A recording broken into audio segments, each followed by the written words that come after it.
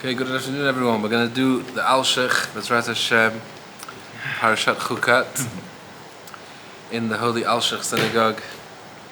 And we're going to learn all about the Para Aduma, which is mentioned this week. So the pasuk starts off, Vaydaber Adonai El Moshe ve'el Aharon lemor. Hashem speaks to Moshe and Aaron. Zot Chukat Torah, this is a chukah, a statute, a rule without reason of the Torah. Shetziva Hashem lemor, Hashem commanded following lemor. Again, we're going to see, obviously, why there's two lemors. And the following, the psukim talk about taking the red heifer, the paraduma, the red cow, and doing the whole procedure. So let's get into the questions, which are going to lead us into the deep understanding of what's going on here. Hinei yikshe. The first question is, Amra lemor ze pamayim. It says lemor twice. Right? It says Vaydaber Hashem and Moshe lemor. So that means tell the Jewish people. And then Zot Chukat Torah lemor. So what's the two things, the two messages being conveyed here? Number 2, Va'od shayaru ra'u yomar hatzivui, va'achar kach yomar zot v'ayta lachem lechok. Or the Chukat Ulam. So usually when the Torah wants to mention that this mitzvah is a chok, it mentions it at the end. That this specific mitzvah is a rule. But here it starts off, Zot Chukat Torah. This is the rule of the Torah. This is the chukah. So which is a strange idea. Why is this singled out as the Chukas Torah? What's unique about here that it seems to be defining the entire Torah? Ki'ilu ein chok zulato b'Torah, as if this is the only chok that is in the entire Torah. V'yitachen. We can suggest, says Holy Alshech, ki lema shechuka zo techametz levav kol shoma. So as we know, the rules of Para Aduma is, it bothers, it disturbs anyone listening or anyone hearing it. It causes people to create questions and a will to understand yoter mikol chukei Torah, more than any other of the mitzvot. Why? Ki lo bilvad hi b'li tam. Not only for the fact that it has no reason, ki im gam sotrim inyanei zeh ad zeh, the individual details of this mitzvah seem to be contradicting each other. Namely, metama et hatorim umetaheret et hatmeim.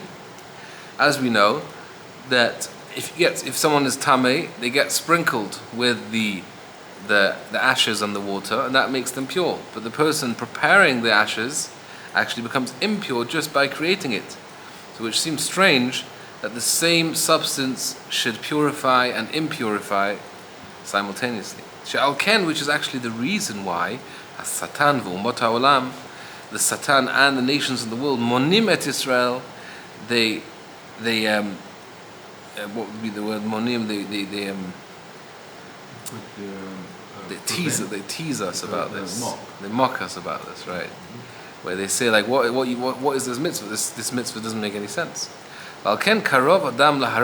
Which causes a strong likelihood of someone questioning and kind of disbelieving or not really accepting this mitzvah in their heart. Al-ken amar hu yitbarach. Therefore, Hashem says the following: Im takdim amirat hatzivui el amor shehu chukah.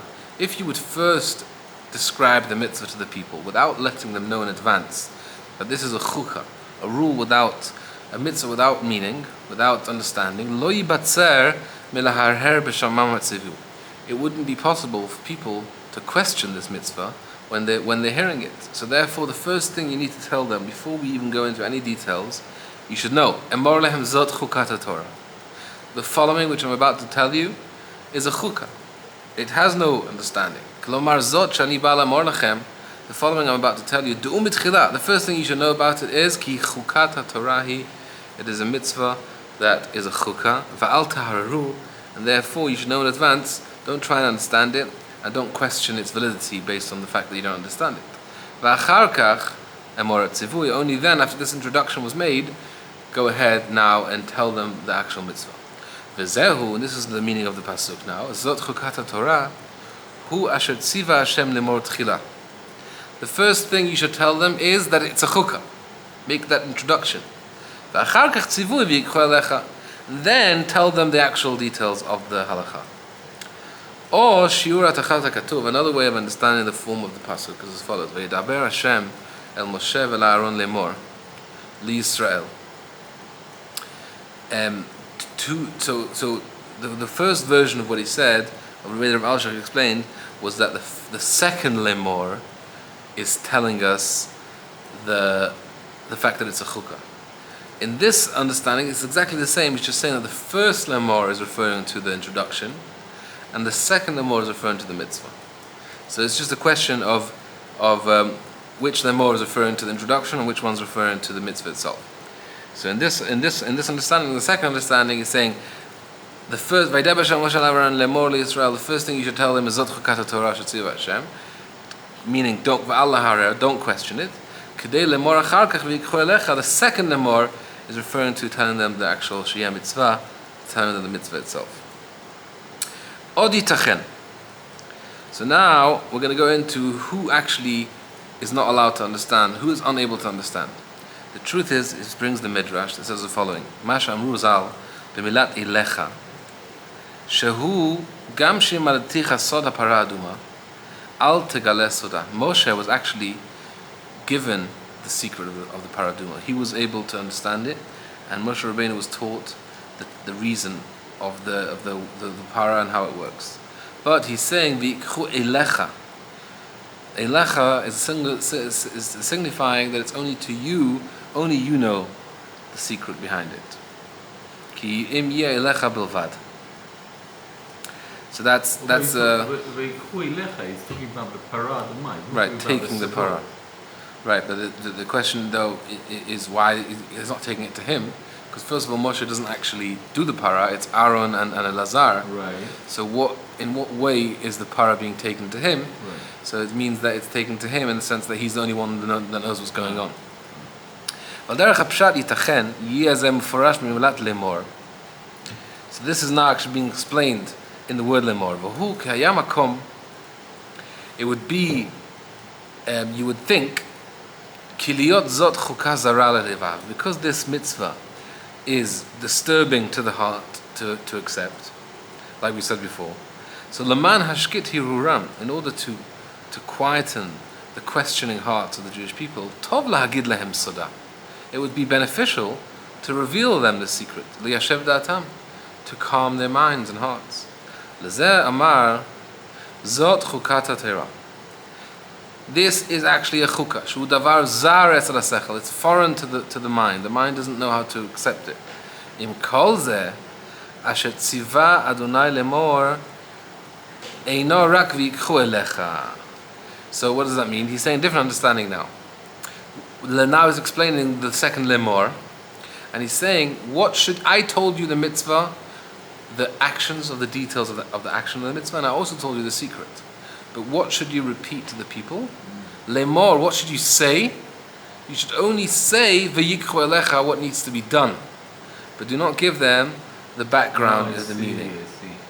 Right, so this is explaining. It's a third understanding, or the second version of understanding the lemor, and it's referring to the idea that Moshe knew the secret.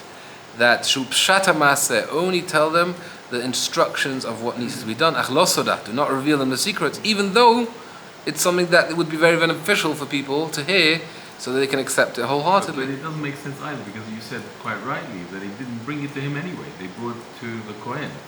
So the whole phrase "v'ikchu elecha" is very bothersome. Right. So in this understanding, he's not necessarily referring to the elecha in the actual understanding. Here he's focusing on the fact that the lemor, where in the word elecha is alluded to the fact that Moshe was the only one who knew the secret. So in a way, he was the only one that was actually involved. Yeah, but how would you understand the elecha from the parshat point of view?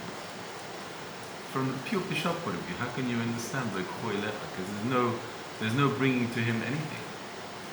Right. So in parshat, when he says parshat here, I understand. I believe he's saying the practical aspect of the mitzvah. So we're still saying that the elecha is alluding to the fact that only he knew the secret, but we're saying that he should only repeat the outer layer of the mitzvah, which is the action aspect, and that's what that's the only thing he should say. Right. So he's kind of mixing together the midrash and saying that the midrash is actually the Leimor is saying this, that the Elecha, it's kind of working together. Ki im yeh l'chok b'litam etzlam, that the Jewish people should receive it as a mitzvah without understanding. K'moshe amru Chazal, as the midrash actually coins it, chukah hakakti, a rule I have, a law I have engraved, gzera gazarti, I have enforced a command, ve'en laharer achreya, and you should not question it. So now Rav Moshe is going to actually try and break down this statement, which seems to be referring to two layers of the paraduma being a mitzvah without an understanding, because it says chukah hakakti, gzeira gazartis. What are these two layers? Hinei ra'ui lasim lev el kefel mamaramzal, this double expression, milot shanot. Not only is it mentioned twice, it's mentioned two different ways, chukah hakakti, gzeira gazarti. So to understand the two aspects here that are being described, naskira mamaramzal, we're going to mention a medrash that says the following: Maaseh shesha'al goy echad et Rabbi Yochanan ben Zakkai. A non-Jew asked Rabbi Yochanan ben Zakkai, V'amar, Toratchem hi maaseh kshafim. Your Torah is witchcraft. Shatmei met atem maviim efer. Someone that has become impure through a dead body. So you bring ash, v'zorkim alav, and you sprinkle it on him. V'omrim tahor tahor, and now he's pure. So he's saying, like, what is this business? How is this doing anything? So he was questioning the mitzvah. So what does Rabbi Yochanan tell him? Amar lo nichnasa ruach tzazit pacha. I'm not sure the exact translation of tzazit. It sounds like some kind of a disturbing spirit that might have entered the person, and it seems like the non-Jews were involved, like were aware of that type of experience. And it says in the midrash that he says, what would you do then if you have this spirit? Oh, obviously, what would I do? I would take some kind of roots and different incense and burn it underneath this person, and he would like inhale these fumes, and this would help the spirit leave. So he says, oh, you see, you also have, these things exist. You have things that need to be removed, so you do some kind of procedure, and it gets rid of it. So that's what he answered to this non-Jew. Oh, so you said that you've got a bad evil thing on you. It's not suggesting that he had an evil thing. He said, what would you do if you have an evil thing? I see. You're saying you also do these things. These are things that people do. I see. Even though nowadays that answer wouldn't really work, because I don't know, do people do that nowadays? Instant, I guess. Some kind of drugs, maybe. Amar Talmidav lezed achita bakaneh. So the students, after the non-Jew left, said, okay, that was a good answer for that guy, but we know that's not the real answer, so can you tell us what the real answer is? Lanu ma'ata meshiv. What do you tell us? Amar lahem. He said, no, you know what I'll tell you? There's no reason. Chukah hakakti. Hashem engraved this rule without reason. Hashem commanded it, and this is the way it is. So we see from here that the question, what's bothersome about the mitzvah is not purely only the fact that there's a contradictory element here. It's also the fact that this can purify. That the fact that there is a concept of purity. How can someone who became impure become pure again? And that's really what this non-Jew is asking. And Rabbi Yochanan ben Zakkai is telling his students that even this aspect of becoming pure is also a something that isn't to be understood. So again, not only the contradictory aspect, that it impurifies the pure and purifies the impure, not only that is wondrous and begs understanding. Even just the fact that there can be purity after one has become impure is also a question, and which is that's what the non-Jew had a question about. And on that he replies to his students that it's a command without understanding.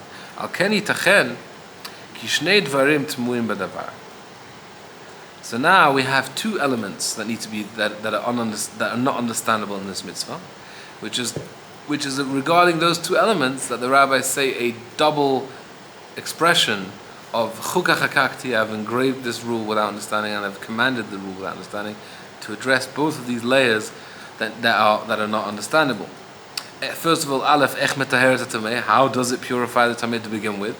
And bet, number two, ech metapech hatameh tahor, how does it have this contradictory element?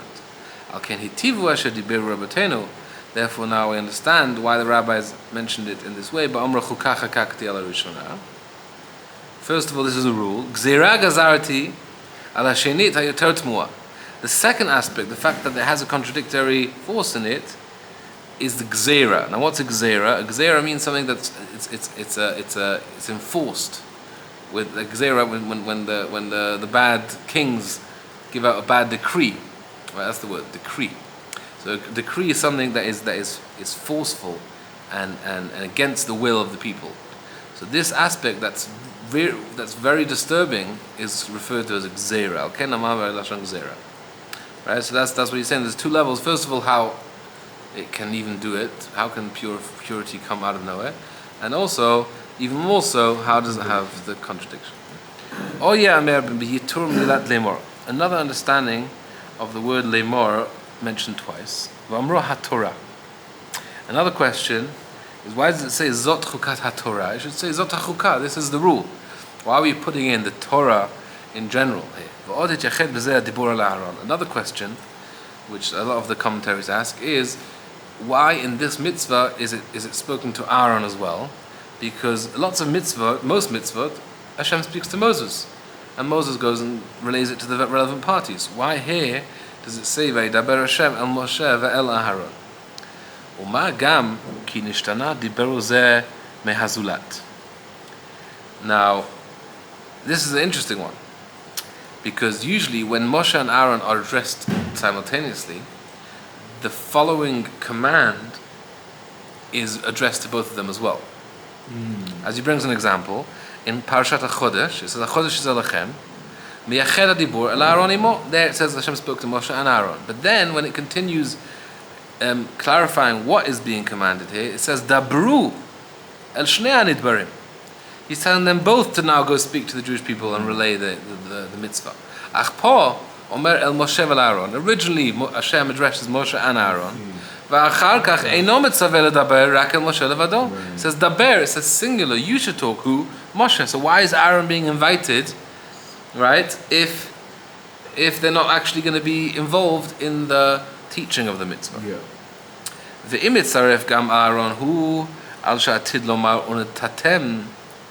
So now Rav Alshech is suggesting maybe further on in the parasha, when it actually talks about the cow once it's been taken, it says you should both give it to Elazar to do the procedure, right? So so Aaron was invited because he was also involved in the giving over of the red heifer.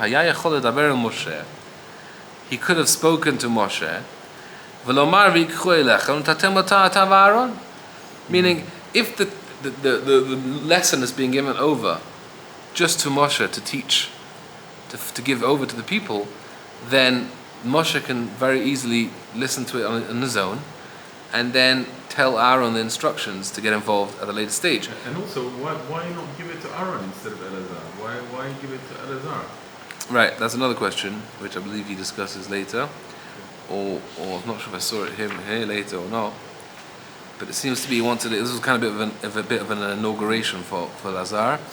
Also, the fact that Aaron was involved in the golden calf, as we're going to see, this is a bit of a touchy subject for Aaron. That's going to be the discussion here. Yeah, that makes sense. Okay, so meaning, Rav Alshech is telling us that it only makes sense to teach someone the mitzvah if they're going to be involved in relaying it to the people. It actually says here, unable to connect.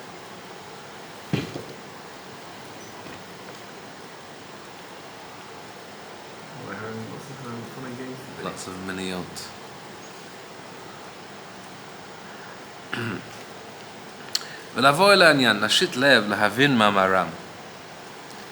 So now we're going to address another midrash mentioned elsewhere in the parashat of Emor. V'hu ki kshamar HaKadosh Baruch Hu Moshe, Emor lakahanim b'nei Aaron, lenefesh lo yitama. Hashem told Moshe the halacha that a kohen is not allowed to become impure to a dead body. Amar Moshe ve'im yitamu ma takanatam. Is there any way out of this if they do become tameh? V'lo yachziru lo tshuva. Hashem didn't offer an answer to Moshe for that. Nitkarkemu panav shel Moshe. Moshe's face changed colors. He was like completely baffled by this situation. Shenemar v'oz panav yeshuneh. The strength of his face changed. So Moshe was really bothered or shocked by this situation of the fact that Hashem didn't reply to him, and he was worried by the fact that there's no way out of becoming impure. So now Rav Alshech is going to express some questions on this midrash. We must understand the following. Number one, where did the rabbis in this midrash get this idea from, that Moshe asked Hashem, where is there a way out of impurity? It's not mentioned at all. So usually we're assuming that every midrash has some kind of hint in the pasuk. So where is the hint to this conversation? Number two, v'gam lama lo hashiv lo az tshuva. If there is an answer, which is what we're learning now, there's a way out of impurity, why did Hashem not answer him at the time? Ad bo'al hamakom hazeh. Number three, v'od ki halo lo haya davar b'Torah shelo kibel Moshe b'Sinai. Now, we know that everything was given to Moshe at Har Sinai. And here it seems that Moshe was given the laws of impurity at Har Sinai, but the laws of becoming pure again, he wasn't told. Which is strange. Why is this one law left for a later date? You mean he's suggesting that this is the first time Moshe has been told about it? Right. So that it seems that it's the first time he's been told about it. And in other words, he wasn't told about it in Mount Sinai. Right, because at Mount Sinai he was told about the Kohen not being able to be impure, and he didn't know the answer, and Hashem didn't want to tell him at the time. But that's one version, that's one way of looking at it. But the problem is, if you look at number 4, there's actually midrash which Rashi brings in Parashat B'Shalach, Ki b'mara shaya kodem matan Torah nitnu li Yisrael Shabbat v'dinim upara aduma. When the Jews were in Marah, right, it says Sham samlo chok u'mishpat. Hashem gave the Jews certain laws, and one of them is paraduma. V'imken, that makes this whole medrash even more baffling. Ma zo she'ela v'im yitamu ma takanatam. What kind of question is this? I've told you even before I gave you the Torah that there's a better way of getting out of this impurity. Number 5, v'odam ron et karkamu panav. It says a very strong expression of Moshe's reaction to the fact that he wasn't given an answer to his question. So much so that his face changed colors. If it's just to describe the fact that he found it difficult, that there's no way out of impurity, Moshe found it strange, or it was difficult for him to understand, or any normal way of describing, being bothered by a question.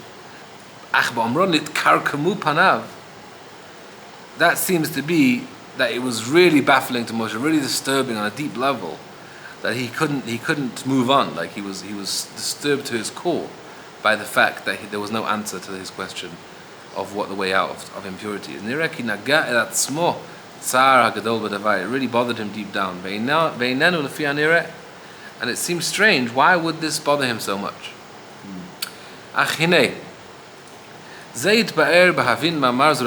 This could be understood with another midrash, which Rashi brings at the beginning of the parsha. Sha'amru Chazal mashal l'shivcha, shetinef b'na paltin shel melech. One of the maidservants in the king's palace brought her son with her to work, and Tinef is to bring? No, tinef means he soiled. Oh, sorry.